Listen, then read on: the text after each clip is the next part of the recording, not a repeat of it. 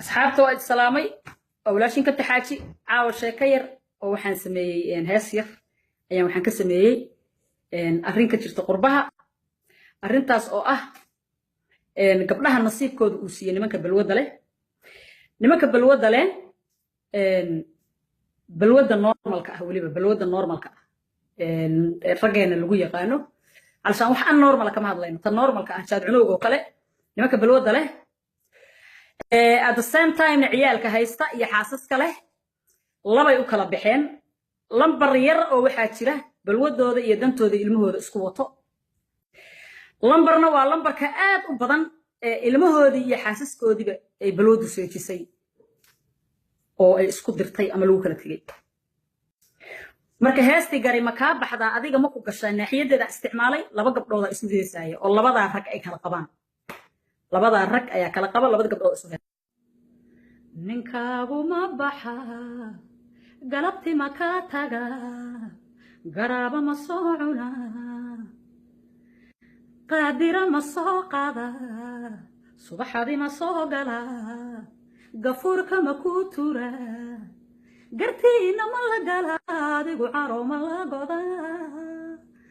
ninkaagu ma baxa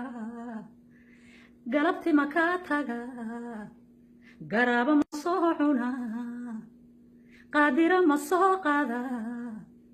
subaxdii ma soo gala gafuurka ma ku tura gartiina ma la gala adigu caro ma la goda waa gabadhii koobaad moogta gabadhi kale u jawaabayso ila dhageysta marka ninkaygu baxa galabti yara taga saacado soo jaanisa oo fiidki soo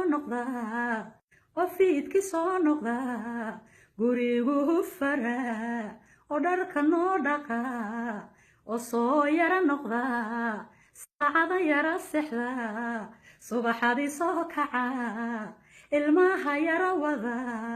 oo garteena lama galo ilmaha asaale ninkaygu baxa garabti yara socda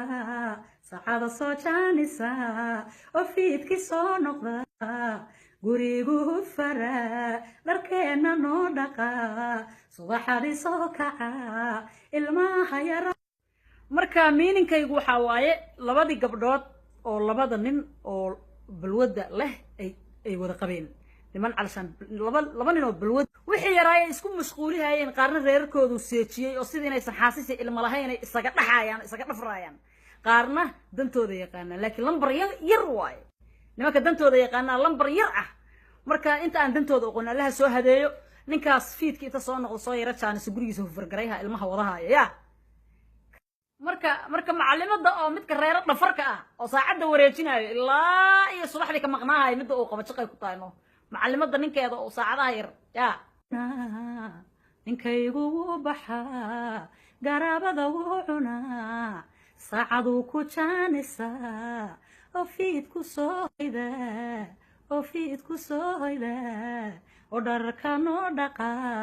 gurigayga caawiya garteena lama galo ilmaha asaadhale